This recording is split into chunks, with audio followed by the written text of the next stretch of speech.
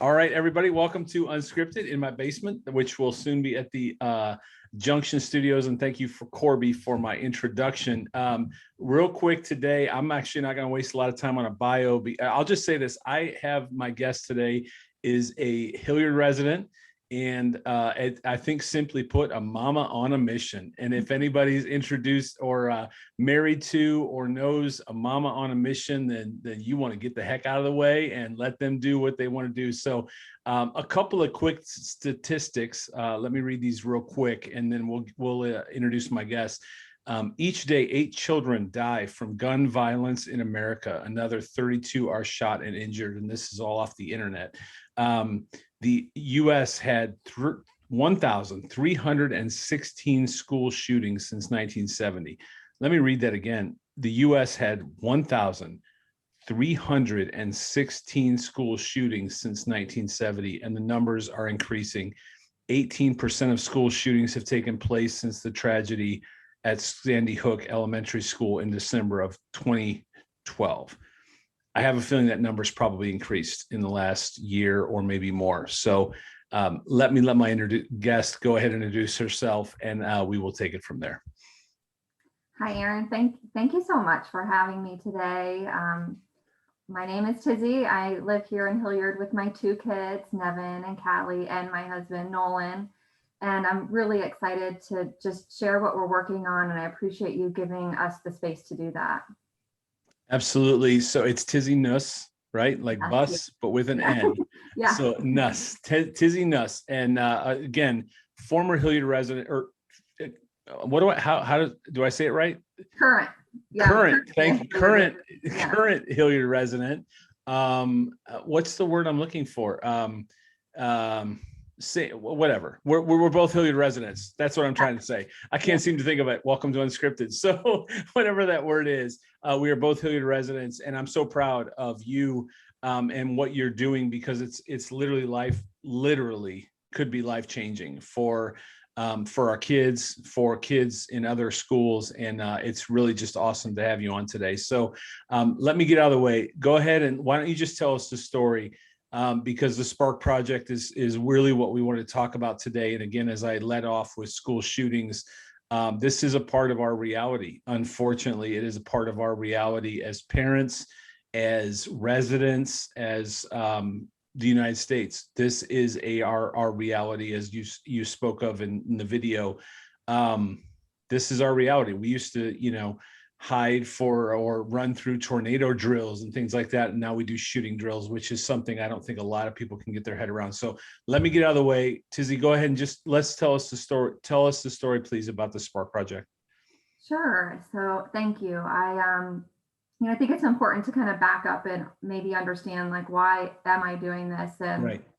This is really about me answering a calling. And so this journey starts at least over 5 years ago, as I was working at a company. I've spent my entire career mostly in human resources. And when I was at lunch one day with 2 colleagues, the topic of school shootings came up. And initially I was just like, oh, because, I'm a mom. And I was like, gosh, this, like, kids and shootings never belong in the same sentence. Right. And, but then right after that feeling, it was the feeling of, wait a minute, why haven't we done something tangible to protect our children?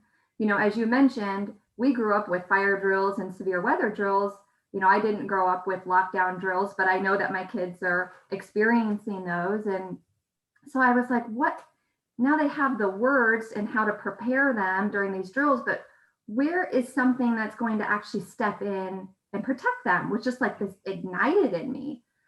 And the 2 other guys at the table, we were like, we could make a really good team, and maybe we could do something. Maybe we could create something. And the 3 of us really started to work on creating something. And then we all went separate ways, and meaning we all left the company. And I still felt really pulled from above that I was supposed to tackle this. But at that point, I did not have the confidence to think that I could do this. I work in human resources, so that means I know what I'm good at, which is like that much, and what I'm not good at. And so, but God kept giving me signs. And every time I'd get a sign, it would be like on my heart, or I'd watch the news and see another tragic incident or these innocent lives that we're losing. And so in October of 2017, I got my last sign, and I woke up one day and my eyesight was really foggy and blurry. And I thought to myself, oh man, I'm supposed to have this meeting, this breakfast with this guy I work with who's known to be, just big heart, really religious. And I was like, I bet God wants me to like talk to him about the Spark project and this thing that I want to create, which I know sounds crazy. And so I go to work and I'm talking to him, and he said, Tizzie, is everything okay with you? And I'm like, oh, my eyesight's really blurry. I feel like I need to tell you something that's really on my heart. And he was like, hold on a second. And I hadn't told him anything. He was like, I feel like you're going to talk to me about safety. Wow. I just like broke down in tears and was like shaking. And, we had this amazing conversation, and, I walked back to my desk and I thought, oh gosh, okay. All right, God, now hopefully this clears up, because I just, unpacked all this stuff. And the exact opposite happened. As the day wore on, my eyesight got worse. I ended up going to the ER. Then I was sent home. It was the worst night of my life. I actually could not see. I feared that I would never see my kids' faces again, or my husband's face. And the next morning, I ended up at a specialist, and they had no idea how I contracted this really bad infection in both eyes. I knew it was coming from above. But this is this is it. This is your last sign. And I mean, those were the scariest days of my life. And I prayed and prayed and, made a promise that I would never, ever question why I'm here, and that I could make this happen. And I knew that God would give me all the right people and resources to do it. Wow. Unbelievable.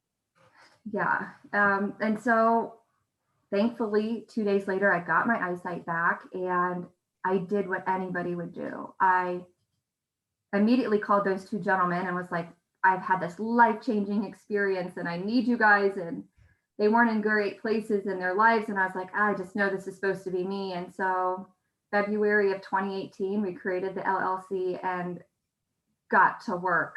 And I have not stopped. I mean, since the day I lost my eyesight and got it back, I haven't stopped, trying to figure out, how am I going to do this? How am I going to bring something to life that's in my head, and in an industry that's really confusing. I don't have a background, working in ballistics. And so that was another big challenge but God has provided so many, just opened so many doors for me, that this has been able to come to life.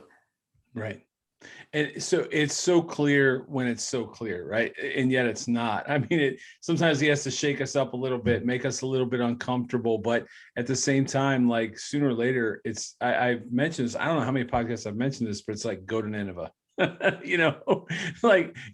Nineveh. I told you to go to Nineveh. Until sometimes I have to throw you out of the boat and physically, before it's like, okay, I'll go to Nineveh. I'll go do what it is you told me to do.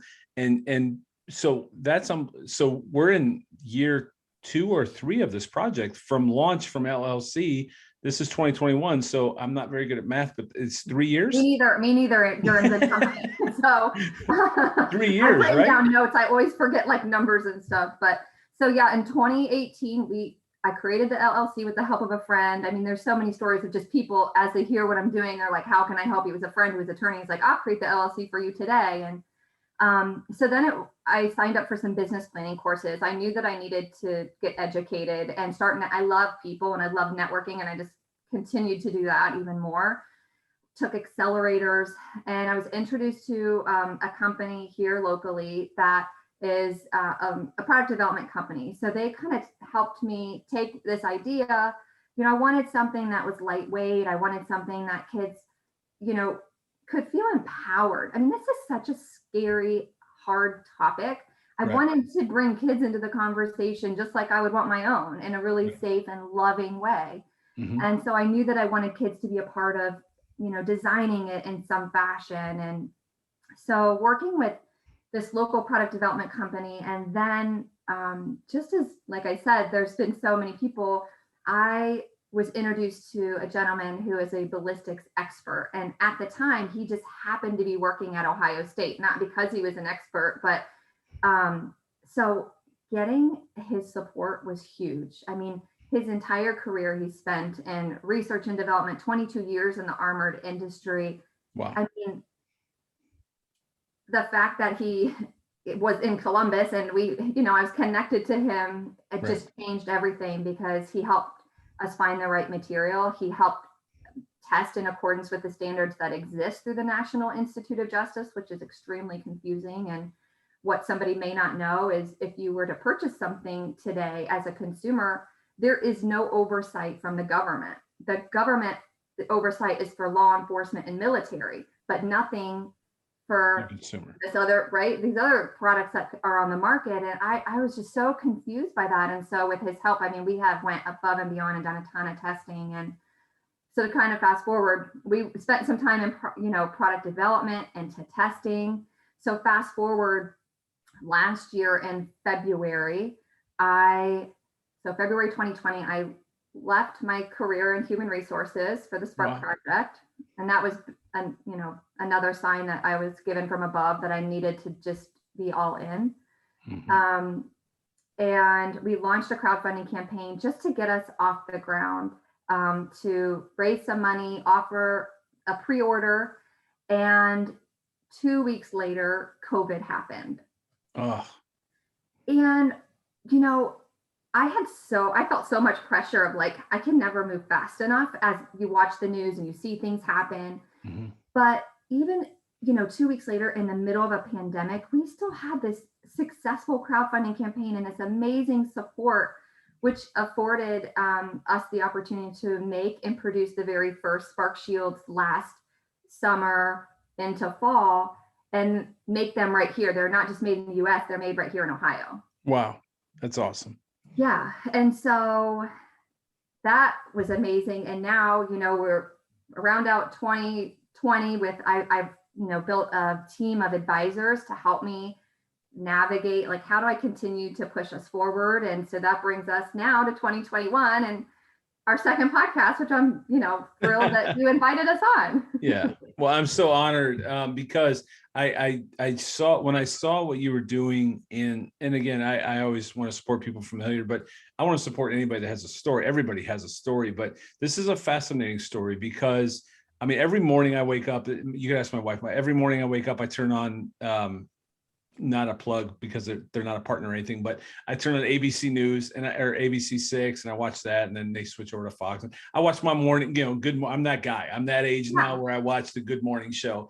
And every day, I swear to you, there's another shooting in Columbus. And I literally every day, and it seems like it's getting worse. And if it's not Columbus, we just had one, and I don't know when people will hear this, but we just had one in Times Square. We just had one, and there's an issue here, and it's gotten worse since we came back from COVID. I'm not smart enough to have the statistics on that, but at the end of the day, this is a problem. And this is not a podcast about gun rights, and I'm not here for that discussion. What I am here is keeping our kids safe. And so, for anybody that doesn't know, can we talk about the product itself real quick and then get into more of this? Because I think there's so much fascinating about you starting a company, you stepping out on faith, but I really want to talk, what is the product, just in case somebody's listening to this, what is the product? Yeah. So the product, can I show it just in case you do a video? Sure, too? Absolutely. Okay. Yeah, no, so this platform is on both. There's people that listen, people that watch. Mm-hmm. Yeah. So it is a folder size, bullet resistant, shield. And so there's a couple things, one, obviously anybody viewing will be able to see, but I'll try to make sure I describe it really well. One, as I mentioned before, I wanted it to be lightweight. So look at how I'm holding this. It's super, super lightweight. Inside is that bullet resistant material.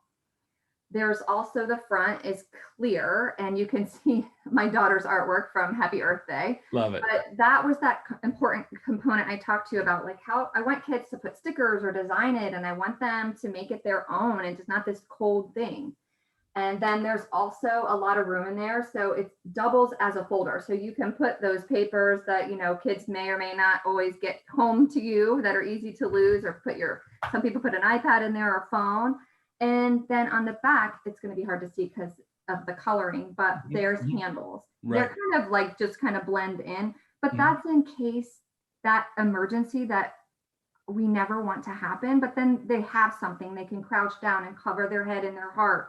So that's what makes it really, really different. And, you know, it's at a size that you can put it into most, if not, I mean, I haven't tried on every single backpack, but I've tried on my son's who's 13 and continues to get smaller. Yeah. That it, you know, it fits in there as well. So, you know, that is the Spark Shield, and, you know, the different things that are wrapped up into, you know, bringing this to life and putting something into our children's hands. And there's multiple uses. So it could slide in my backpack, and which obviously would it would provide that ballistic coverage in my backpack, because it could be what saves my life. And then there's also, if I just had it, or if I wanted to take it out of my backpack, now it's kind of like the Captain America shield in many ways. It's got handles. I can use it in the event of emergency, and God forbid any one of our children are in that emergency. But, you know, we provide them with everything else. You know, Yeah. we put them a raincoat on them when it's cold. You know, when it's raining, we put a winter coat and hats and gloves on them when it's cold. Again, not the same thing, but we do our best to give our kids everything we can to protect them from whatever this world could give them. And the school shooting, unfortunately, is something that needs to be in the discussion, as heartbreaking as that is. It is. And, you know, and it, to your point, it is lightweight. So it doesn't have to just live in the backpack, because I thought about that. Like, you know, there's so many different things and scenarios that could play out. That what if the backpack isn't allowed in the class, or, you know, and so they can actually carry it and hold it from class to class too. And it can be something that they incorporate outside of school if necessary. I've had different people interested. I mean, obviously I'm super focused on our kids first and foremost. And to your point, the one thing that I noticed as I started to dig into this is the majority of school shootings that happened, somebody knew something and they didn't tell anyone. Right. And so I was like, gosh, okay, I have to create something, and I have to get it into our kids' hands. We have to protect them, period. And then two, how can the Spark Project be about, you know, talking about this in a meaningful way with, you know, bringing in first responders, how can we bring in schools, and how can we bring in parents? I mean, this is a really complex issue, and, yes, you know, I do not have the answer to it all. I don't. But what I do know is that we have to do something now. I mean, you read some statistics. We all know that kids have been isolated with COVID. You know, they've returned, some have returned to school, some are starting to. There's so much violence. You know, it is hard enough to be a parent, let alone to put your kid on the bus and worry about, are you going to be seeing something on the news? And to your point, I watch the news in the morning too, and it's every day there's another headline, and it's just really hard. It's really hard to be a parent, and I can't imagine how hard it is to be a kid. And also to be a kid who's living in this, knowing they're doing these drills. Like, we have to do more for them. Right. We have to equip them. I mean, I think God gave them to us for a reason. Each child is born to each family, or, you know, adopted into each family for a reason. And because of that, I think we have a responsibility to give them everything we can within our means, you know.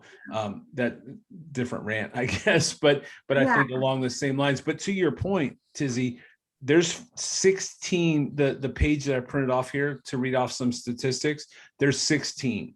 And most of those have to do with mental illness. It has to do with the fact that nobody said anything, that there were signs that were there. I didn't think they were relevant to this conversation for your product, but at the end of the day, they are relevant to this conversation. The signs, everything is out there. We have the statistics, unfortunately. Because of the amount of data we have. Again, unfortunately, I wish we had no data on this, but we have a lot. You know, we have a lot of data. One school shooting is too many. Right. One. Right. And I think we're just all trying to figure out what to do. And that's where I was just like, every day I can't move fast enough. How do I, make this thing in my head, bring it to life from prototype and to, bring the Spark Shield? And now how do we get it into the hands of our children? And also, how do we help be a part of this larger conversation? Because to your point, it is fueled with a lot of emotions. The one thing that I know is that everyone can get behind protecting our kids. Absolutely. Everyone, right? None of us want this. No. But we can't just sit back and say, oh man, this is terrible and I don't want to talk about it, but not do anything. Mm-hmm. Like, we have to. I mean, we have to get involved, and it feels overwhelming, to be honest, at times, because there's so many layers of complexity. Right. So what are the ways for people listening? What are the ways? So I've heard this podcast now. I'm in. I want to, and let me say this really quick before we get into that. I think based on, and again, if because this is heard or seen, I'm not sure. If you're listening to this, this is a little bit bigger than an iPad Pro. If I was to slide an iPad Pro into my child's backpack, that's about the size we're talking about. What are the exact dimensions? Do you know? It's like about 10.5 by 11.5 and about 1 inch thick. And the weight. Oh gosh, it's less than 2 pounds. So if I was to put an iPad Pro in my child's backpack, we're not talking much larger, much heavier than that. And a lot of our kids, thankfully, I know in the district we're in, a lot of those kids have iPads, but we're talking iPad Pro. So the bigger, the larger one, this is what could potentially save their life we're putting in their backpack. So I just wanted to give that frame of reference for people. And the one thing I want to make sure that I say, because it is something that I learned right away in working with a ballistics expert, he said, Tizzie, nothing is bulletproof. Nothing. Wow. And he's right. And so we've done a ton of testing, and, we've tested this against, a 9mm, a 357, and so a 44 mag. And so those are some of the handguns that we've used on this. I mean, this is where we're starting. I know that, things will continue to evolve, but what it does is it puts something tangible in between our precious children and a potential threat. Right. My former life, I was in the security industry for 15 years, the better part of my career, the industrial security industry. And one of the challenges was always to create a classroom lock that would prevent, so teachers could go in. And you've seen, there's so many variations. They're seeing you slide in the door. But again, it was always the challenge of teacher goes out in the hallway, the kids lock the teacher out, and so again, there's all those things, but literally the security industry, I can tell you from my years of experience, the security industry is constantly trying to figure out, how do we protect our kids? This is something I can put in my backpack, and now I don't have to rely on this. And again, this is no disrespect to the schools. The schools are doing everything they can, the budgets they have, there's a lot of variables, as you said. There's so many variables in play here, but this is one thing I could do. So let me ask you that as a parent. So I think I take it back to the question. As a parent, how do what can I do? Can I purchase this through a website? How do I get my hands on one of these for my kids? So you can purchase it from our website at sparkproject.us. It's available there now. I'm not in anywhere else. I basically just launched, but I want our parents to have something, and I want them to have an option, right? And what I'm excited about is, one, now we have it and parents can purchase it for their child. And I kind of talked a little bit about how I put together this advisory board, and on our advisory board is now someone who I just recently met, and she's a mental health therapist. And so with her help, that's kind of where we're going, is how do we provide some resources for parents too? What are some conversation starters? Depending on what school you're at, you may or may not get communication. And so that's where I see that we can be of help for parents too. Have you found that schools are easy to work with, hard to work with? And I have to imagine there's a ton of red tape. True. Very true. I met with someone from the Hilliard School Board just recently last month, and he was really positive about it and wants to connect me to some folks here in Hilliard, which, is a dream. I mean, this is such a grassroots thing, and it would be great to partner with Hilliard in some way. But I recognize that budgets. I mean, my parents were educators, retired teacher, retired principal. So I didn't grow. I know that they have limited resources, and so I don't look at that though as like a challenge we can't figure out. Right. Between how can we fund this or how can we do fundraisers? I'm open to so much because I just believe so in my heart that we have to just move as fast as we can and get this out there. And I'm a believer that you just run fast, and hopefully you can find people that'll keep pace with whatever it is that you do, whether it's a podcast or my podcast literally has no impact on the world. This has a much bigger impact on the world. No, this has a much bigger impact on the world. It's saving lives. I don't think my podcast is saving lives. Maybe, I don't know, but either way, podcast is going to help us reach people that I haven't reached. I mean, which could save a life, maybe. Absolutely. So thank you for that. No, I no, literally, I think you want to find people. Manny, who was my previous guest on the last episode, not a plug, said something so brilliant, and that was that you want your dream to be big enough to include other people. And because and I think that is so important as someone who's a visionary, and we've touched a lot of topics. This is kind of the visionary dreamer, have a passion for something that you believe God's driving you to. I really do think it has to be big enough that other people have to be involved, because when you do, it's amazing. And there's nothing more exciting than seeing people more excited, maybe even than you are, about your dreams. So it sounds like you've had that along the way as well. Is that true? Yeah, I have this running tab in my head of just these people that have one I know that God has sent to me, and I get emotional thinking about it because they have just helped me tremendously. I mean, from, creating an LLC to my pastor introducing me to my patent attorney, to, just this past year, I got a sponsorship from Office Depot to attend a class, this nationwide class for female founders that I just finished up. I could go on and on, but what it is, it's just the constant support of people knowing this work is important, wanting to be of help, and knowing how much our kids need this. And so for them to, put their faith in me and help me in this journey is just, I'm constantly just overwhelmed with gratitude. I think what you see is God going before you. It's like, hey, and that's, I think when we walk through any door that he opens, and sometimes it takes a push, but for you, it was not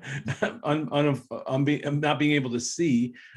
He pushed you through that door, and as soon as he pushes you through that door, you see so many more open, and it's an exciting ride for anyone listening to this. I know this has nothing to do with the Spark Project or anything like that, but anyone listening to this that has a dream or a vision, I hope you hear that God will go before you when you believe in your heart that this is what he's calling you to do. It's unbelievable to be a part of it, and it's the greatest joy. Like, it's just so amazing to be a part of it. You can't be explained in words, and I'm not probably going to do a good job explaining it, but I'm happy for you. I'm thrilled for you that this is a part of it. But the important thing is, so schools are hard to break into. What other avenues, how can anyone listening to this help? Along that same line, what other doors could someone that hears this open for you? What are doors that you're struggling with right now? That's a great question, because I think there's a number of different things. One, I am like always, I shouldn't say always available, because that's just not a great thing for a mom to always be available. But right. I love connecting with people. And if, one thing that people could do is they can ask the question of their own school, right? As a parent who wants to purchase one, I've had parents purchase them, and then they talk to their school and say, that's where we're just starting to get to, but our voice gets louder as more people share this work. I've had a great conversation recently with somebody who does grant writing, and it was like, there's probably definitely, this your product helps from a mental health perspective. It helps kids feel safer. It probably reduces their anxiety and gives parents more security. So I know there has to be a solution. You know, I know that it's coming, but if somebody in that space has, you know, the ability to connect us with schools, or, you know, even more parents, because what I can't do is I can't wait, and we can't wait. And so I've always said the first thing is, you know, there's something, to your point at the very beginning, about a mom on a mission. There is nothing that we will do that we will stop at to protect our kids. And so immediately moms are like, I want this for my kid. I want this, you know, for my son and my daughter. And then I think longer term strategy really is, how do we get into schools and how do we provide this? You know, I think superintendents and principals are so maxed out with the amount. I mean, just, I'll put it this way.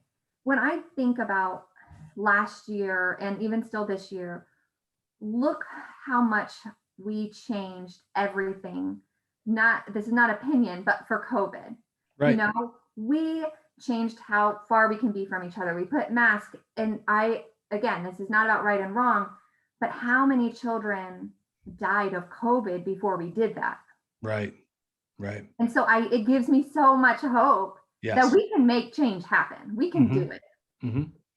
Right. So we went out ahead of something that really statistically had nowhere near, to your point. I'll say it, since it's my podcast. I can say stuff people won't judge your organization. At the end of the day, the statistics I read is that U.S. had 1,316 school shootings since 1970. How many things did we do to fix that? And again, this is not a discussion about guns and all that stuff. The question I think you're raising, that I'll just go ahead and put, because it's my podcast, I can say what I want.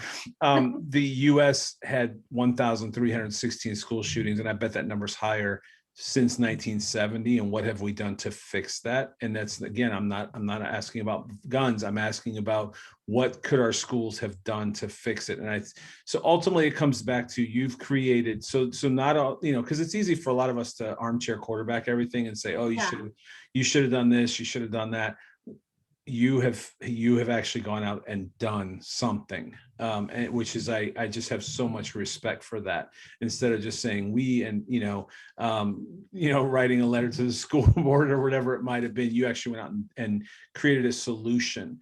So the question too for you is that this is a product that I can purchase myself, or is this something that, just so I understand the chain of purchasing and how that works? Can you explain that a little bit? Of course, absolutely.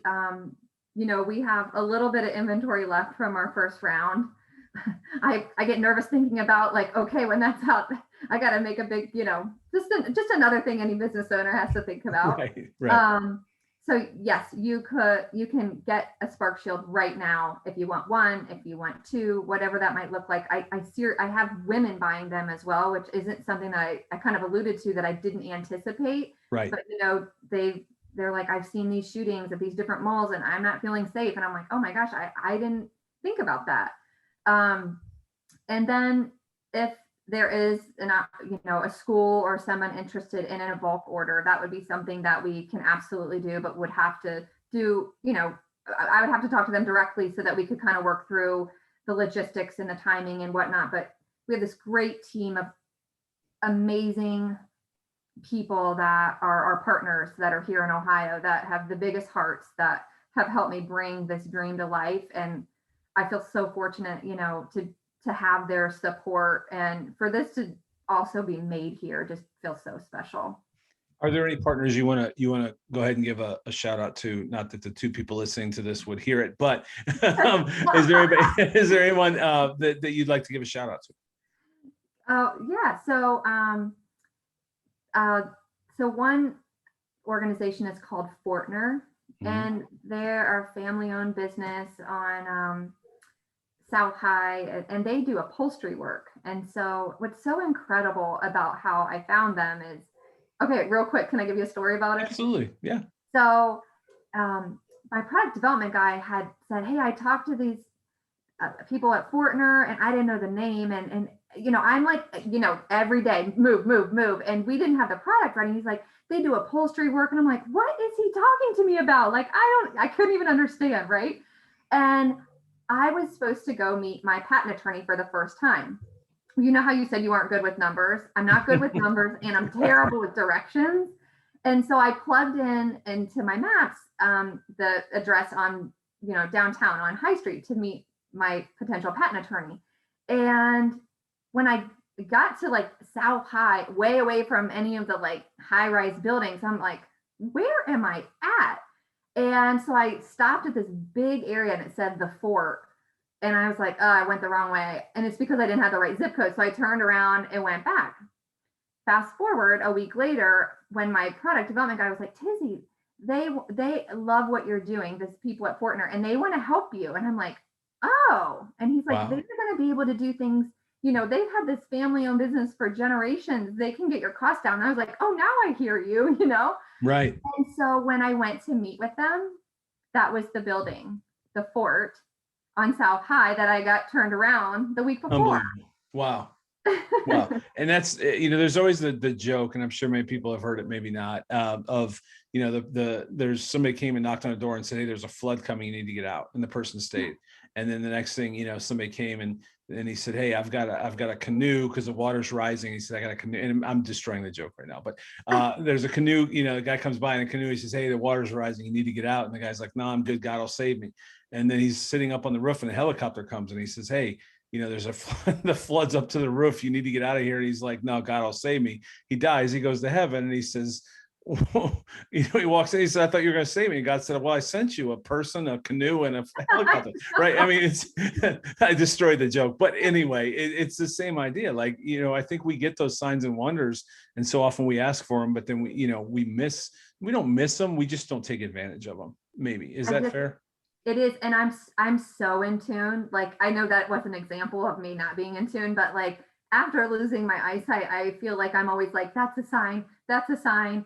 And they are signs. I mean, these amazing people at Fortner, I can't say enough good things about. I mean, think about the fact that everybody was dealing with COVID. They still are, but especially last year, and to then have a startup, I wasn't sure, like, is this still going to work? They're going to have to figure out their own situation. Everyone's struggling.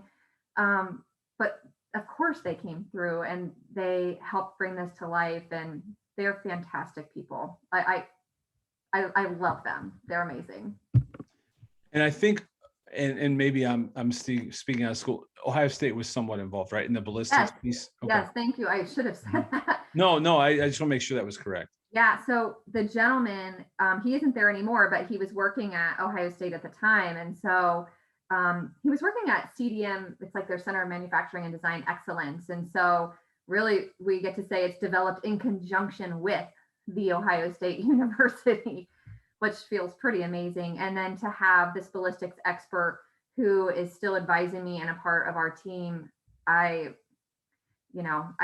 can't say enough great things about him. And I knew the moment I met him, I knew it wasn't going to be easy because he had this background. And when I came to him with our prototype, I could tell he was not impressed. And he was like, it needs to be bigger.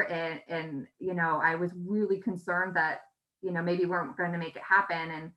And he said, if I'm going to be a part of something, I'm going to put my name behind it, with this incredible background. And so I was like, well, what if we make it bigger? And what if we put handles on it? Then the kids' hands aren't exposed. And he was like, that I can get behind. And that was years ago. And now, I call him all the time and ask him questions and, try not to forget.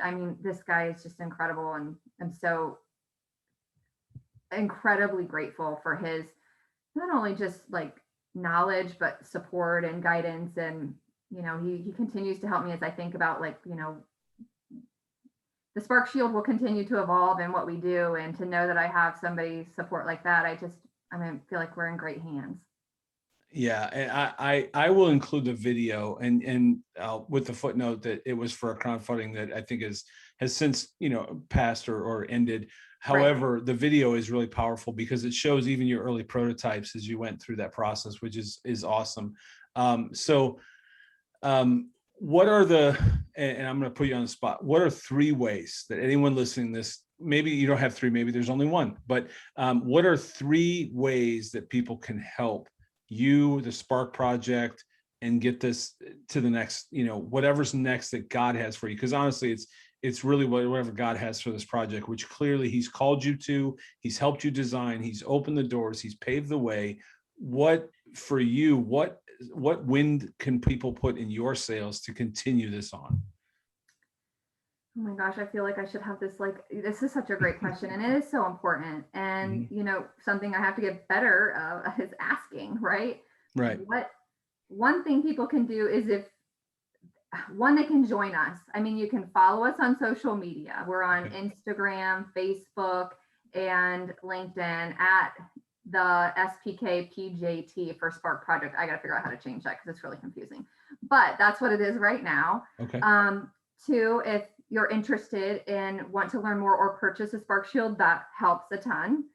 And 3, we talk about moms on a mission. I think it's moms on a mission, it's parents on a mission, it's grandparents on a mission. I want us to give everyone a voice because our voices matter and they need to get louder. We need to continue to reach further. And, this isn't something people think about because it's not something that really you think about today because it doesn't exist in the system that you're, with your kid. And so there's a whole lot of education, but, getting people involved and joining us, I think that this continues to grow, not just local. I think it gets even bigger because this is a problem across the entire US. And I'm so energized by the people who've joined us so far. And I would love more people to become a part of this and join us. And like you said, it can be like a follow, it can be sharing, just simply sharing a video on social media. I posted something the other day. This is going to just sound like such a rookie, but I posted a reel for the first time, or I like reposted it, and it was getting like so much traction. Right. And I thought, gosh, like I gotta get better at some of this stuff because that's how our voice continues to get out there. But what I feel like is when I see other people sharing and helping us push forward, it means so much to me because this isn't just my voice. This is our voice. Right. We all want our kids to be safe and they deserve to be safe always. Well, and there's 2 things I thought of, one before our conversation and one during. The one during was the fact that, I think this might be effective even in the workplace.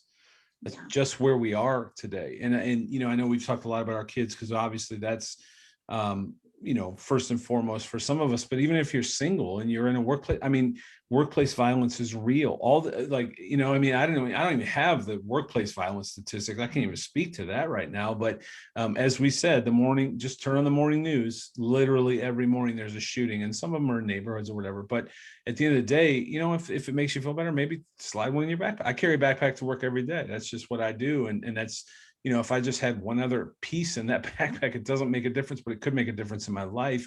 So that was 1. And 2, I remember when we moved to Columbus, we had just got here. We were in a little apartment in Westerville, and it was my wife was substituting at the Ohio School for the Deaf.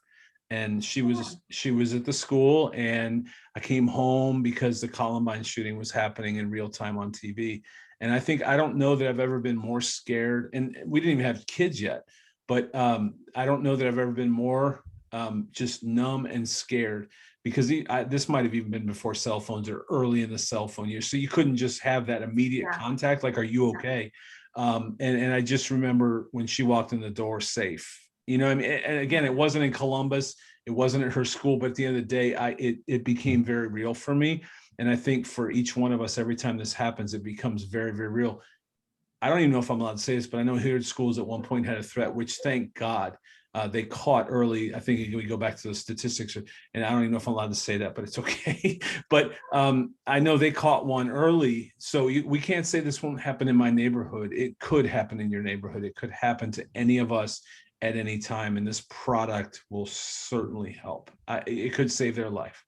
It could. And to your point, there are, like you mentioned, whether it's at the workplace, having worked in HR, I know what it feels like to be on the end of having, have difficult conversations with somebody and they're exiting a business, and, it can be scary. And You always think things are safe, but I've had scenarios where people have made it back into the building and back into my office. And, Yep. I have people who have purchased this and they put it in their car. They put it by their bed at night. I mean, there's a lot of different scenarios that people are just using, which is, it feels, if it helps in some way. I mean, any person, I want a kid to be safe. I want anyone to be safe. I mean, I feel like that's why God put this here. I feel like that's why he gifted us with this ballistics expert to help us bring it to life. And I hope no one ever has to use it, clearly. Yeah. But what I hope more than that is that our kids have it just in case it's needed. This isn't a business for you. This is personal. And I think that's what I want everyone to hear is this podcast isn't really for a business or to help you grow a business. This is to help share a message that could change a life. And that's why I really wanted to have you on. I'm so proud of you. I know we've met today for the first time in person. I guess if you want to call Zoom in person, but we know of each other. And at the end of the day, I'm just proud of you. I'm proud of you that you're representing our city, but I'm also proud of you that you could change a life. You literally could save a life with what you're doing.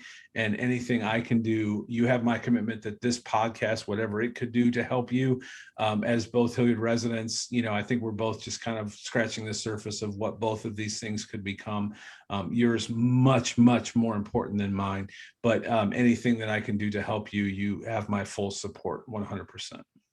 That means so much to me. I seriously, I'm going to tear up, and thank goodness, I guess most people might listen, not see if I start crying, but I mean that I being able to share this with you and with your audience helps get the message out there to more people, like I said earlier. And I don't take that lightly, and I don't take it by chance that God connected us either. No. And I appreciate your support. I need it. And I certainly, I always feel like I'm saying I'm so grateful, because I am. I'm so grateful for just the amount of support and people like you that are giving us a microphone right now. Right.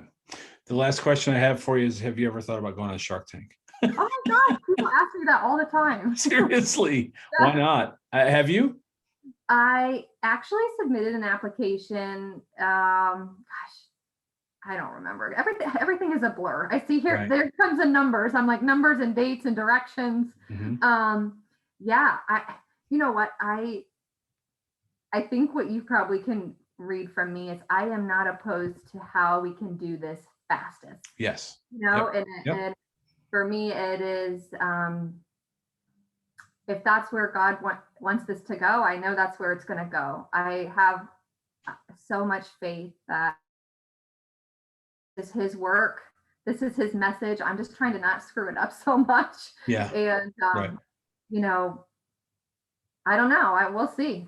Yeah. Well, I think, I don't even know the finances of it. I don't know if you need the finances. I'm sure it would certainly help, but I think the awareness of it would be massive for you. So I have zero connections to the Shark Tank, but I love the show. Besides that, I'm a huge follower of the show, but I think this, getting out of that national audience, telling the story and people seeing it, I think it could just, literally take off for you. So if anybody listening knows somebody from Shark Tank, give Tizzie a call.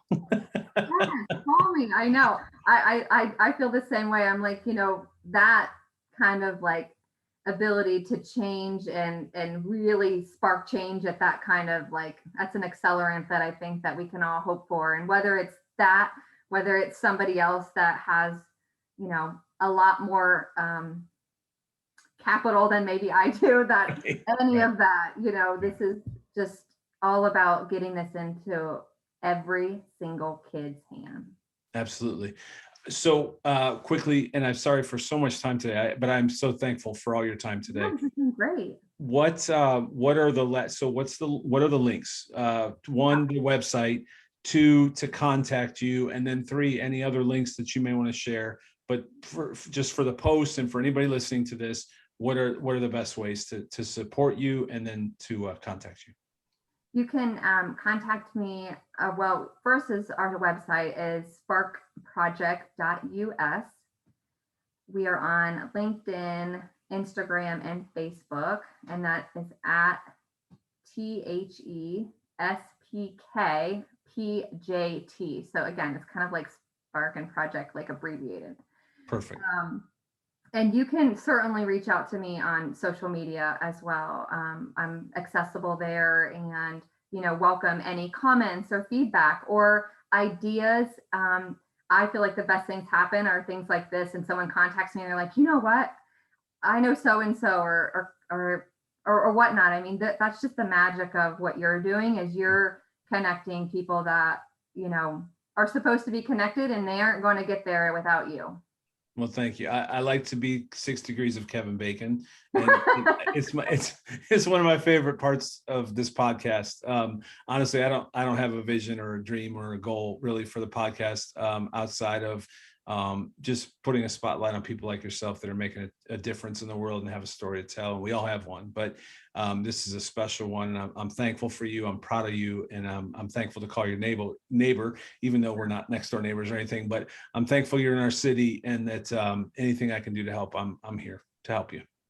Thank you so much, Aaron. Thank Absolutely. you. I mean, honestly, this has been so great, and I'm Awesome. grateful for your time and your support, and for giving us just some time today to share what we're working on. And I thank you. Well, and I can't wait to DVR the episode on Shark Tank. Oh my gosh. You know what? If we make it on Shark Tank, you will be of the first that I call. I mean, I'm going to call my mom first. There you go. There you go. All right, just give me an interview with Mark Cuban and we'll be good to go. So no, I'm just kidding. I think this would be a good deal for Mark. Absolutely. It'd be huge. I wish you nothing but the best. Thank you so much for your time, and we will let's be in touch. I'm sure we'll be in touch offline for ways that I can help you. Okay. Thank you, Aaron. Have a great afternoon. You too. Talk to you soon. Thank you. Bye. Bye-bye.